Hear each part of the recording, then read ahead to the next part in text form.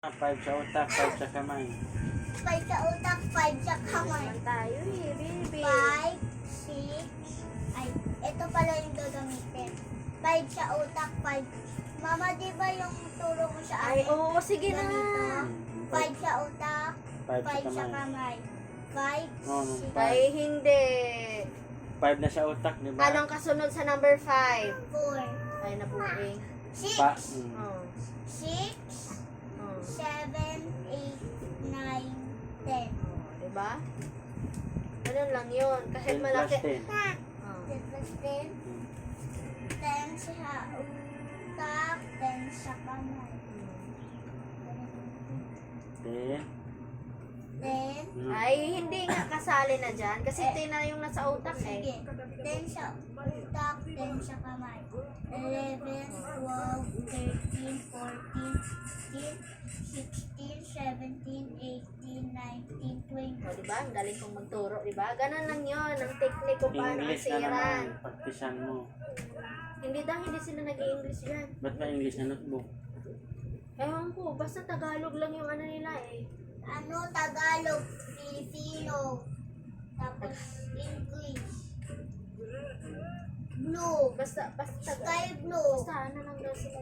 Pure Tagalog lang. sky blue, tapos green, Gusto kasi nga mo naman. green, blue, sky blue, Ano saka ba ba? orange, Ang red. gulo ah. Hindi talaga tayo matapos Gusto mo biskwit? na ganito. Ay, hindi. Parang nangingipin kasi da, parang pangagat eh. Gusto mo biskwit? Ito gusto mo, tama. 1 plus 1, Gusto mo? 2 plus 2. Gusto ko pa naman amoyin yung laway niyan. Malanto-lanto. Amoy Ikaw gatas gusto mo? na ano.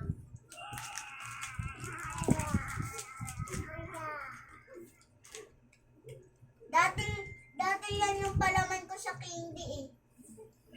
Nilagyan ko lang ng mga...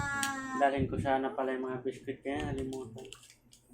Ay, parang ano na, singaw na. Ha? Singaw na, kinain ko nga yan kahapon. Parang singaw na.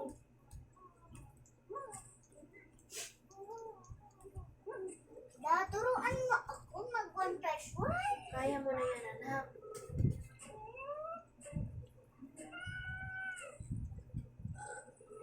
Hoy.